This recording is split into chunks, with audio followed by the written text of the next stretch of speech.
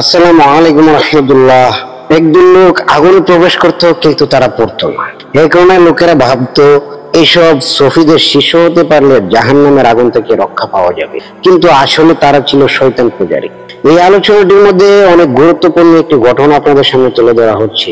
বিসমিল্লাহির রহমানির রহিম। ইমাম ইবনে তাইমিয়াহ রাহমাতুল্লাহি আলাইহির সময়ে সিরিয়া এলাকায় সফিদের উপদ্রব ছিল খুব বেশি। তারা কারামতের নামে বিভিন্ন ভেলকিবাজি দেখে মানুষকে পথভ্রষ্ট করত ও তাদের গোলামিতে আবদ্ধ করত। দেশের নেতৃবৃন্দ ও সমাজপাতীরা ছাড়াও হাজার হাজার লোক তাদের ধোঁকার জালে আবদ্ধ হয়ে পড়ে। সফিরা নিজেদেরকে বিশেষ ক্ষমতার অধিকারী এবং আল্লাহর বিশেষ অনুগ্রহ প্রাপ্ত বলে মিথ্যা দাবি করত।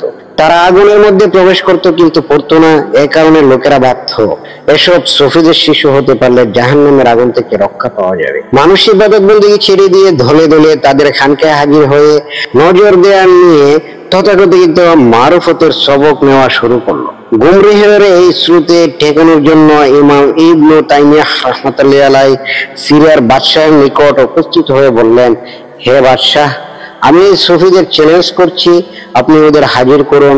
বাদশাহ বললেন, ওরা তো বলে যে ওদের এক ধরনের হাল হয় যার কারণে ওরা আগুনে প্রবেশ করলে অক্ষত থাকে। শরীয়তপন্থী কোনো ব্যক্তি এই কাজ করতে সক্ষম নয় বলে ওরা দাবি করে থাকে। ইবনে তাইমিয়াহ রাহমাতুল্লাহি আলাইহি বললেন, আমিও আগুনে প্রবেশ করব, তবে একটা শর্ত আছে, যেটা ওদের সাথে চ্যালেঞ্জের মোকাবিলায় গিয়ে বলবো।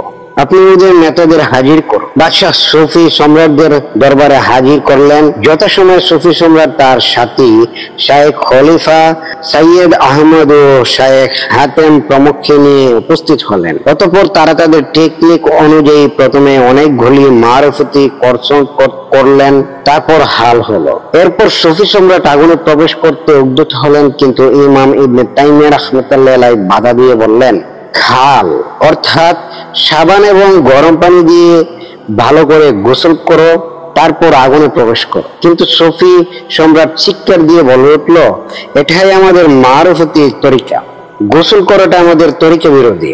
ইবনে তাইমিয়াহ রাহমাতুল্লাহি আলাইহি বলেন, আচ্ছা ঠিক আছে, তাহলে মোমবাতির আগুনে কেবল তোমার আঙ্গুলগুলো পোড়াও, আমিও আঙ্গুল পোড়াবো, কিন্তু শর্ত হলো আগে তোমার আঙ্গুলগুলো ভালোভাবে গরম পানি ও সাবান দিয়ে ধুয়ে নিতে হবে।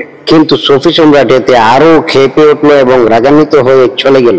তখন সমাবেতে হাজার হাজার জনতার উদ্দেশ্যে ইমাম ইবনে তাইমিয়াহ রাহমাতুল্লাহি আলাইহি বললেন, আসল রহস্য হলো এই যে এরা হাতে পায়ে ও সারা দেহে কিলবিত নামক এক প্রকার তৈল মর্দল করে, যা আগুন থেকে দেহকে রক্ষা করে।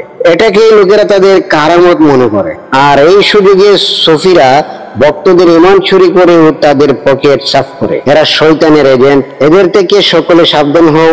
তিনি বলেন, যদি কেউ আলোকিকতা দেখিয়ে আগুনে প্রবেশ করে বা আকাশে উড়ে বা পানিতে হেঁটে বেড়ায়, তাতে বিস্মিত কিছু নেই, কেননা বড় দাজ্জাল আকাশকে বলবে পানি বর্ষণ করো, তখন বৃষ্টি হবে। মাটিকে বলবে উৎপাদন করো, তখন বিভিন্ন ঘাস জন্মাবে। সে বলবে, হে জমিন, তোমার খনিজগুলোকে বের করে দাও, তখন খনিজ সম্পদ বেরিয়ে আসবে। সে মানুষকে হত্যা করবে, তারপর বলবে উঠে দাঁড়াও, তখন সে পুনরায় জীবিত হয়ে উঠে দাঁড়াবে। অতএব হে জনগণ, অলৌকিকতার মধ্যে কোনো শিক্ষা নেই।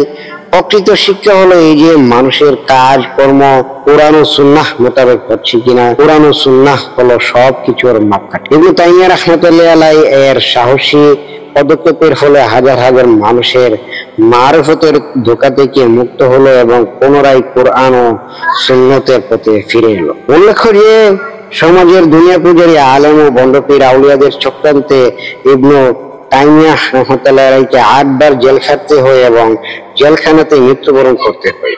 এই ঘটনাটি থেকে আমাদের শিক্ষা অর্জন হচ্ছে, সুফি বেলবিদের যাবতীয় ভ্রান্ত কারামতে বেলকিবাজি থেকে সাবধান থাকুন, যাতে তারা ইমানদারদের ইমান হরণ করতে না পারে। আল্লাহ পাক আমাদের সকলকে সঠিক পথে চলা তৌফিক দান নসিব করুন। আমরা সকলেই বলি আমিন।